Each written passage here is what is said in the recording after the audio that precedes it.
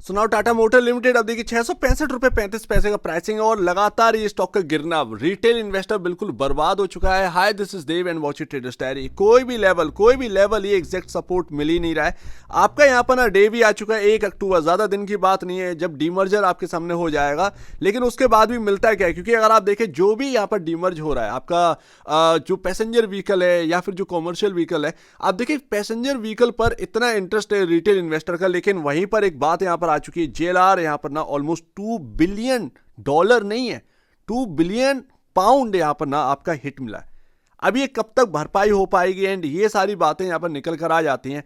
खैर सस्ता है लेकिन उतना ही बेकार हो चुका है। रिटेल इन्वेस्टर एक्चुअल में इस स्टॉक में बर्बाद हो चुका है, कुछ मिला नहीं है खास। एंड ये हिट जो पड़ा है ये कब तक सही होगा। ऊपर से जेएलआर में जे का यहाँ पर रीलॉन्चिंग 2026 में वो भी आ चुकी है, तो वो कितनी सक्सेसफुल होगी। तो आगे जितनी भी चीजें हैं वो काफी यहाँ पर डेंजरस दिखाई दे रही हैं। इसका मतलब ये नहीं है कि आप एग्जिट कर जाएं। अब जेएलआर में यहाँ पर जैगुआर जो है उसकी लॉन्चिंग जो है 2026 में वो कैसा रिस्पॉन्स करती है वही सबसे बड़ा इंपैक्ट होगा। जाहिर सी बात है, हर कोई जानता है। एंड स्टॉक तो बिल्कुल पिटा है ही। तो यहां पर ना अभी सिनेरियो जो है वो बिल्कुल इस तरीके से बन चुका है कि रिटेल इन्वेस्टर भुगत जाएगा उसके अंदर। कई सारे लोग एग्जिट कर जाएंगे।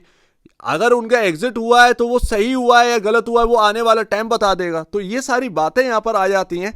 खैर यहां पर जो मेरा व्यू था, जो मैंने आपको बताया था कि ये पैटर्न बड़ा शानदार हो चुका है, ये 690 जो इंपॉर्टेंट लेवल था ये ब्रेक हो गया, एक झटके में ब्रेक हो गया।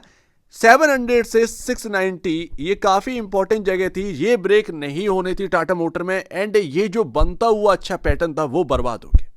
एंड ऐसे में यहां पर ना सही मायने में पैटर्न खराब हो चुका है टाटा मोटर का। एंड सिर्फ अब आपके पास ना सिर्फ 10 रुपए बचे हैं। 10 रुपए अगर इसने बचा लिया तो बहुत कुछ बच गया। अदरवाइज अगर ये 10 रुपए कोलैप्स कर गए यहां से और एंड उसके नीचे आप समझिएगा सर्वाइवल काफी ज्यादा मुश्किल हो जाएगा।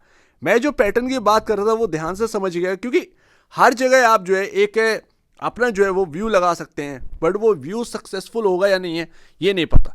और मेरा काम है यहाँ पर ना आपको बताना कि इस तरीके की चीजें हो रही है। अगर ये सक्सेसफुल हुआ तो यहाँ से आपको गेन मिल जाएगा, अदरवाइज अगर ये सक्सेसफुल नहीं हुआ तो एक फॉल जो है वो आ सकता है। कितना आएगा वो अपने को नहीं पता। एंड ये जो पैटर्न है वो काफी शानदार था, लेकिन ये 690 और 700 का जो लेवल है वो ब्रेक हो गया बॉस। ये यहां पर ना पैटर्न फेल हो चुका है, पैटर्न फेल हो चुका है। अब देखते हैं आगे क्या रहता है। डिलीवरी क्वांटिटी जितनी हाई देखने को मिल रही है, ये क्या है, ये इंटरेस्ट यहां पर दिखा रहा है रिटेल इन्वेस्टर्स का यहां पर ना इंटरेस्ट काफी है। क्योंकि हर इन्वेस्टर इंडिया के अंदर हर कोई जानता है कि ऑटोमोबाइल के अंदर अगर कोई सस्ता स्टॉक आज की डेट में मिल रहा है तो वो सिर्फ और सिर्फ टाटा मोटर्स है, और कोई हमारे सामने सस्ता नहीं है, सब महंगे हो चुके हैं। हमारा यहां पर ना प्रॉफिट बन सकता है। मार्केट कैप 2,44,000 करोड़ एंड अभी भी स्टिल यहां पर गिरावट रुक नहीं रही है। पी रेशियो 11.55 यहां पर देखने को मिल रहा है, 14.76 की जगह 2 टाइम पर प्राइस टू बुक वैल्यू खिसक कर आ चुके। जहां कंपनियां आपका काम कर रही हैं 5 गुना की price to book value, Maruti Suzuki, Mahindra and Mahindra, वहीं आप जो है बेहतर होने के बावजूद भी 2.10 टाइम पर वो कर रहे हैं। एंड यही रिटेल इन्वेस्टर देख रहा है आज की डेट में, बट इसका कोई भी बेनिफिट नहीं मिल रहा है टाटा मोटर में। आगे क्या होगा भाई पता नहीं है, कंपनी थोड़ी बंद हुई है, हिट लगा है, बड़ा बिजनेस है तो बड़ा हिट भी लगते हैं, बड़े यहाँ पर प्रॉफिटेबिलिटी भी रहती। आज भी अगर आप देखें तो बड़ी प्रॉफिटेबिलिटी है टाटा मोटर की, लेकिन आने वाले टाइम में अर्निंग पर शेयर पर एक दबाव देखने को मिलेगा। प्रॉब्लम बस यही आ जाती है। अब देखते हैं मार्केट अगर ये कहेगा कि भाई हम एक चीपर वैल्यू पर है, हिट आएगा लेकिन फिर भी यहां पर ना काम चल सकता है, तो फिर यहां पर एक रिकवरी देखने को मिलेगी। एंड अगर वो देखने को मिल सकती है तो वो यहीं से देखने को मिलेगी, यहां से और ज्यादा गिरावट नहीं आएगी। आप ये मान के चलिए 650 से नीचे ये स्टॉक गिरेगा नहीं, बिल्कुल नहीं गिरेगा। क्योंकि अगर आप देखेंगे एक जो ट्रेंड लाइन गई हुई है हम उससे ही सपोर्ट लेकर आज घूमे, और अगर ये 650 के नीचे की क्लोजिंग देता है देन आप ये समझिएगा ये चार्ट जो है वो बिल्कुल रद्दी टाइप का हो गया। टाटा मोटर आपको सिर्फ सुनने को मिलेगा कि यहां पर ना बहुत अच्छे गेन्स एंड वगैरह वगैरह, बट कई लोग भरोसा खो देंगे इस स्टॉक से, ये आप समझिएगा। ऑलरेडी बहुत सारे लोग भरोसा खो चुके हैं, लेकिन है क्या, जब बात प्रॉफिट की आती है तो एक और मौका एंड एक और मौका। वैसे भी अगर आप देखेंगे टाटा ग्रुप की जितनी कंपनियां हैं वो फॉल्स का ही सामना कर रही हैं। जगह जगह आपको फॉल देखने को, चाहे वो ट्रेंट हो, आपका टीसीएस हो, आपका टाटा मोटर्स हो। टाटा मोटर तो भैया सबसे पहले फॉल करना स्टार्ट कर देता है। और जितनी भी कंपनी अगर आप देखेंगे तो सब में एक पैटर्न ही है, fall fall and fall, falling knife, यही एक देखने को मिल रहा है। खैर क्या ही कर सकते हैं, देखते हैं।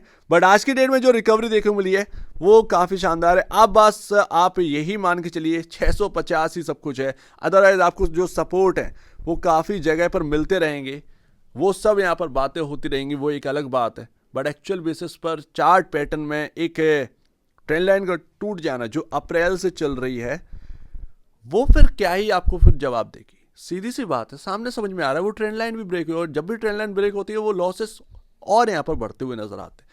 सो लेट्स सी, देखते हैं यहाँ पर टाटा मोटर क्या रहता है। टाटा की मोटरिया यहाँ पर चल नहीं पा रही है, ये एक साफ साफ समझ में आ रहा है। क्या होगा इस स्टॉक में पता नहीं है, कोई रिटर्न नहीं, कुछ नहीं, लॉसेस पर लॉसेस। क्या ये और लॉसेस बढ़ने वाले हैं? JLR में जे का लॉन्चिंग 2026 में, ये काफ़ी इंपॉर्टेंट।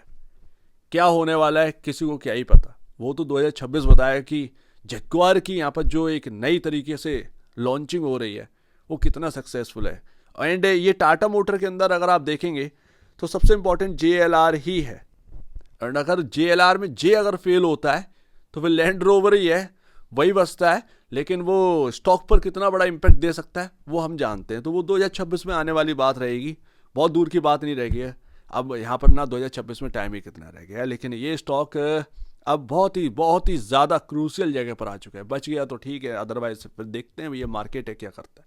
सो उम्मीद है काफ़ी कुछ आपको समझ में आया होगा। एक बार ने इससे पहले आप बेसिस पहले अपने ब्रोकर एडवाइस से जरूर सलाह लीजिएगा, खुद की स्टडी करेगा, उससे बेहतर कुछ भी नहीं, खुद की स्टडी ही मस्ट है। तो आप दीजिए वीडियो देखिए, बहुत धन्यवाद दोस्तों।